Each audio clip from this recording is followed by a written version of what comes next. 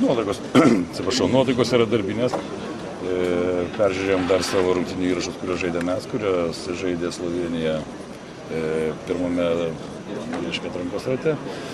Šiandieną padarėme treniruotę daugiau metimų, tačiau jau kalbėjome apie savo, šiek tiek pažaidėm ir kalbėjome apie savo puolimą kitose rungtynėse. Dabar dar mūsų laukia štanga, o vakare mes darysim grynai taktikos treniruotę, kurioje jau pilna jėga žaisime savo puolimą ir savo gynybą prieš varžovus.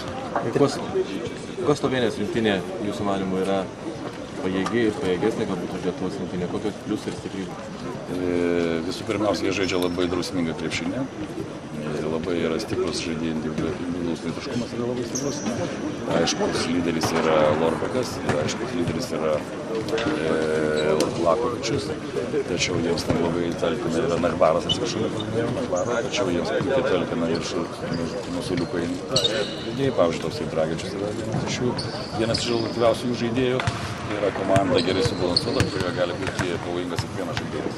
Treneri, žaidėte draugiškas rungtynes su Slovenija ir ar stipriai pasikeitė Slovenijos rinktinės žaidimas?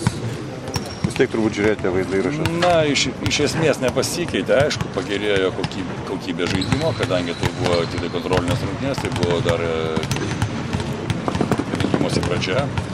Tačiau, aišku, žaidimas jų gali pasikeisti dar dėl to, kad Smodišas yra bandomas ir ko gero žais jau su mumis Smodišas.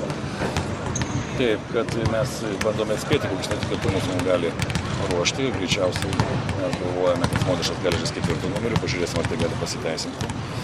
Na ir vakarė šiandien pabandysime įvairius gynybos variantus, kad neturėtume bėdų. Ar dėl startinio penketo apsisprendėte? Nenorėčiau apie tai kalbėti. Treneri, prieš rungtynės Vroclave pirmasis mes su kolegom svarstėm, kokią rinktinę pamatysim, ar tą, kuri žaidė su Ispanija, ar tą, kuri turėjo problemų kitose rungtynėse, tarkim. Dabar lygiai tokia pati situacija, gal galit mus nuraminti ir kartus ir galės?